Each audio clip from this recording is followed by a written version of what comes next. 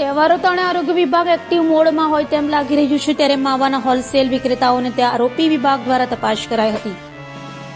તહેવારો સમયે શહેરીજનોને બિન આરોગ્યપ્રદ વસ્તુઓનું વેચાણ ન થાય તે માટે સુરત મહાનગરપાલિકાના આરોગ્ય વિભાગ દ્વારા વારંવાર આકસ્મિક તપાસ કરાઈ. ત્યારે સુરત મનપાના આરોગ્ય વિભાગ દ્વારા ભાગળ વિસ્તારમાં માવા બજારમાં તપાસ શરૂ કરી હતી. અલગ અલગ ટીમો બનાવી આરોપી વિભાગ દ્વારા માવાઓના સેમ્પલો લેવાયા હતા, જે સેમ્પલો હાલ આરોગ્ય વિભાગ દ્વારા તપાસ માટે લેબોરેટરીમાં મોકલાયા છે. તો પૃથ્થકરણની અંદર રિપોર્ટ નેગેટિવ દેખાશે તો જે તે વિક્રેતા સામે કાર્યવાહી કરાશે, તેમ આરોગ્ય અધિકારીએ જણાવ્યું હતું. સમિત દેસાઈ, ફૂડ સેફ્ટી ઓફિસર.